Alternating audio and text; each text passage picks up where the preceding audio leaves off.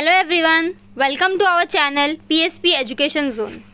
तो आज हम आए हैं आप लोगों के साथ क्लास 9th का chapter 3 atoms and molecules discuss करने।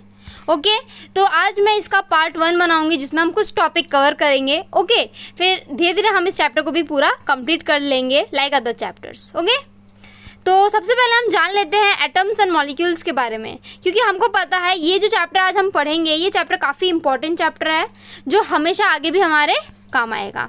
ओके, तो देखो यहाँ पे जो ये दिख रहा है सिंगल सिंगल, ये है हमारे एटम्स, इससे बने हैं हमारे मॉलिक्यूल्स। ठीक है, एटम्स मिलके बने हैं मॉलिक्यूल्स और मॉलिक्यूल्स मिलके बने हैं हमारा कंपाउंड। ठीक है, और यहाँ पे आप सबको दिख रहा होगा क्या, एक पीरियोडिक टेबल का फोटो, राइट क्योंकि इस पीरियोडिक टेबल में हमको याद करना है हाइड्रोजन से लेके जिंक तक के सारे का नाम with symbol and atomic mass unit. ठीक है, इसलिए इस फोटो को मैंने सामने रखा है ताकि आप लोगों को याद रहे।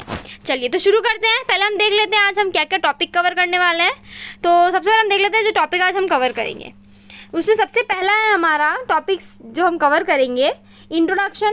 ठीक है, आज हम इंट्रोडक्शन कर लेंगे। देखो टॉपिक्स तो काफ़ी सारे हैं बट एक दिन में तो इतना नहीं कराएंगे, हम धीरे धीरे करके कंप्लीट करेंगे। ओके, सबसे पहले हम इंट्रोडक्शन कराएंगे, उसके बाद हम पढ़ेंगे लॉ ऑफ केमिकल कॉम्बिनेशन। इसमें दो लॉ है, पहला है law of conservation of mass and दूसरा है लॉ ऑफ कांस्टेंट प्रोपोर्शन। तो आज बस हम यहीं तक पढ़ेंगे, उसके बाद हम नेक्स्ट वीडियो में डाल्टन्स एटॉमिक थ्योरी से शुरू करेंगे। सबसे पहले हम जान लेते हैं इसका इंट्रोडक्शन। तो इंट्रोडक्शन का से पहले हम देख लेते हैं कुछ chemical elements with their symbols, जैसे कि हाइड्रोजन को H बोलते हैं, हीलियम को He, लिथियम को Li, बेरिलियम को Be, बोरोन को कार्बन मतलब B। ठीक है, तो ये सारे इन सबको तो हमको याद करना पॉसिबल नहीं है, मुझे पता है, तो हम जिंक तक ज़रूर याद कर लीजिएगा। ठीक है, और टेंशन नहीं लेना है, हम जल्द ही इसका एक नया ट्रिक वाला फॉर्मूला भी लेके आएंगे जिससे कि जिंक तक हम इजीली इसको याद कर सके। ओके, तो इतना याद कर लेना है, इसलिए मैं इसको सामने रखी हूँ ताकि आप लोगों को याद रहे। ओके, ठीक है, तो अब हम देख लेते हैं इंट्रोडक्शन। इंट्रोडक्शन में अगर बात करें इस चैप्टर का, तो ये चैप्टर मेनली है किस पर, एटम्स पर। तो इंट्रोडक्शन में यही है कि हमारे इंडिया के जो एंशिएंट इंडियन और ग्रीक फिलोसोफर्स जो हैं वो बहुत सालों से इस चीज़ पर काम कर रहे थे, मतलब बोला जाए तो एटम्स पे या फिर मैटर पे काम कर रहे थे।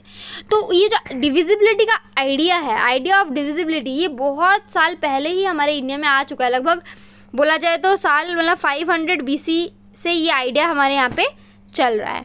ओके, तो इन्होंने देखो यहीं पे हमारे कुछ इंडियन फिलोसोफर है, देखो महर्षि कनंद, इन्होंने पोस्टुलेट किया था कि जो डिवाइडिंग मैटर है उसको उन्होंने पदार्थ कहा था। ठीक है, वो स्मॉलर और स्मॉलर होता जाएगा और एक ऐसा स्टेज आएगा, एक ऐसा समय आएगा जब वो और नहीं टूटेगा, मतलब division will not be possible. इनको इन्होंने नाम दिया था परमाणु। ठीक है, उसके बाद देखो इंडियन फिलोसोफर जो है पकुधा कत्यायमा, इन्होंने क्या किया था, इन्होंने भी वही चीज़ कहा था कि जो पार्टिकल्स है वो नॉर्मली एग्जिस्ट करते हैं कंबाइंड फॉर्म में और ये लोग वेरियस फॉर्म्स ऑफ मैटर देते हैं। ये सब क्या था, एक ही एरा का बात है। ठीक है, बहुत ही पहले का एरा का बात है। इसमें एंशिएंट फिलिप, जिसमें देखो डेमोक्राइटस ये और ल्यूसिपस, इन्होंने भी बताया था कि एक ऐसा स्टेज आएगा जिसके बाद हम उसको डिवाइड नहीं कर सकेंगे। तो डेमोक्राइटस ने इस चीज़ को क्या कहा था, इंडिविजिबल पार्टिकल्स एटम। इंडिविजिबल मतलब जिसको हम और फर्दर डिवाइड ना कर सके, इंडिविजिबल। ठीक है, उसके बाद देखो एंटोनी एल लेवॉइजर, इन्होंने केमिकल साइंस का एस्टेब्लिश किया था दो इम्पॉर्टेंट लॉ। ठीक है, दो इम्पॉर्टेंट लॉ डिस्कवर्ड किया था इन्होंने। इनके साथ और एक जन है, वो कौन है, एल प्रॉस्ट। ठीक है, इन दोनों ने मिलकर, जोसेफ एल प्रॉस्ट उनका पूरा नाम है, इन दोनों ने मिलकर जो लॉ बताया था वो है हमारा लॉ ऑफ केमिकल कॉम्बिनेशन, जिसमें सबसे पहला जो लॉ हम पढ़ेंगे यहाँ पे वो है हमारा क्या, लॉ ऑफ केमिकल कॉम्बिनेशन का सबसे पहला पार्ट है law of conservation of mass. Law of conservation of mass क्या है, इसके बारे में हम जान लेते हैं। ये वाला जो लॉ है ये कहता है मेनली कि मास कैन नाइदर बी क्रिएटेड, ना ही हम मास को क्रिएट कर सकते हैं ना ही हम मास को डिस्ट्रॉय कर सकते हैं एक केमिकल रिएक्शन में। ठीक है, इसका मतलब क्या है, that this means that during a chemical reaction, एक केमिकल रिएक्शन में जो सम ऑफ मासेस है ऑफ रिएक्टेंट एंड प्रोडक्ट वो अनचेंज्ड रहता है, मतलब वो चेंज नहीं होगा। मतलब क्या है, देखो मैं एक सिंपल से एग्जांपल से समझाती हूँ। यहाँ पे हम क्या लेते हैं, यहाँ पे हम लेंगे Na2SO4, ठीक है।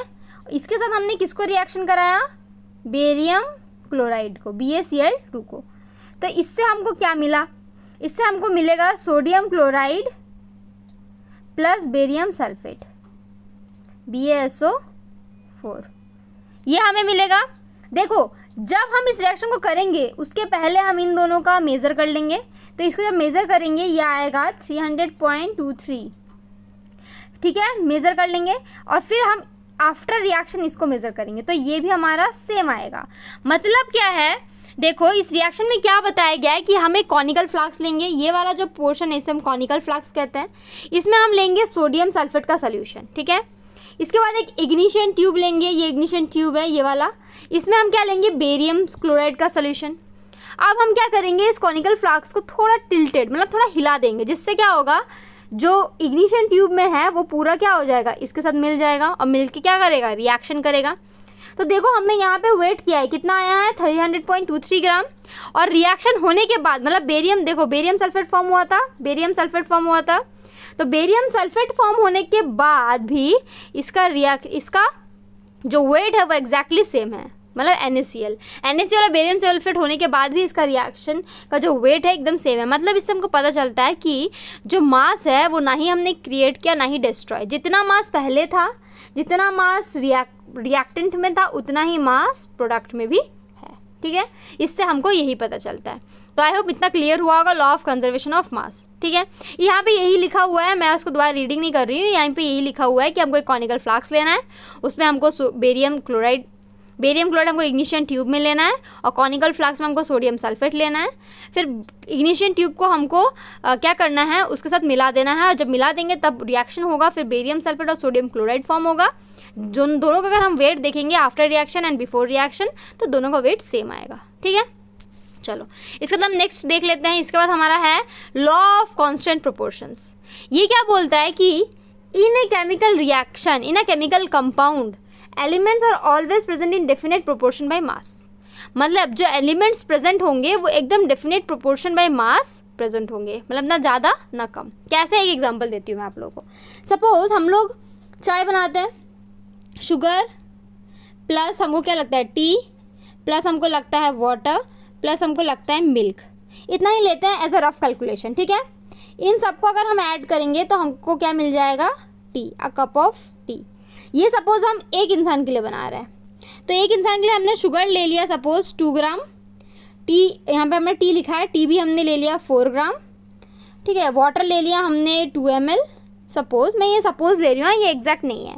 और यहाँ पे हमने क्या लिया यहाँ से, वाटर के बाद हमने लास्ट में ले लिया मिल्क हमने ले लिया 4 ml, ठीक है। यह हम एक इंसान के लिए बना रहे हैं, तो हमारा टी बन गया सपोज 10 ml का, यह हमारा टी बन गया, ठीक है। अब एक चीज़ देखो, हमने एक इंसान के लिए 10 ml का टी बनाया। अब हमको अगर 5 इंसान के लिए बनाना हो तो हम क्या करेंगे, इस रेशियो को बढ़ाएंगे, ठीक है। मतलब जो रेशियो है इस रेशियो को हम इंक्रीज़ करेंगे। पर क्या हम ऐसा करेंगे कि अगर इसको हमको 4 लेना है और इसको हमको 8 लेना है, ऐसा हम करेंगे, इसको 4 लेंगे और इसको 9 ले लेंगे, इसको हम 9 ले लेंगे, ऐसा करेंगे क्या, नहीं।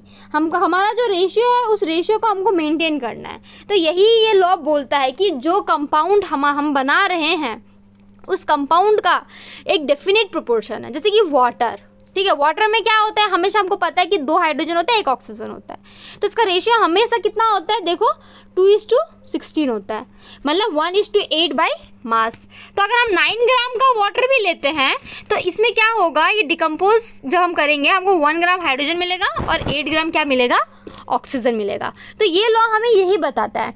मतलब अब वाटर वो कहाँ से आया है, कौन बनाया है, ये मैटर नहीं करता।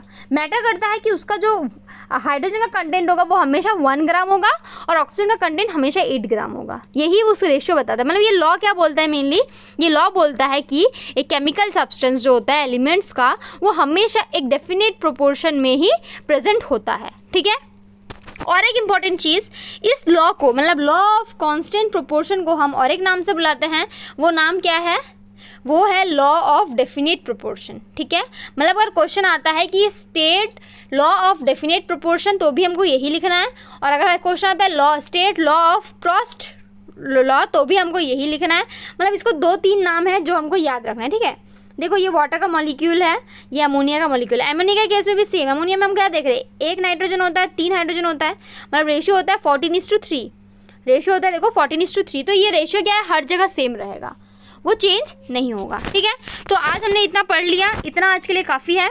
नेक्स्ट सेशन में हम इसके आगे का कंटिन्यू करेंगे। तो आज के लिए बस इतना ही। Thanks for watching.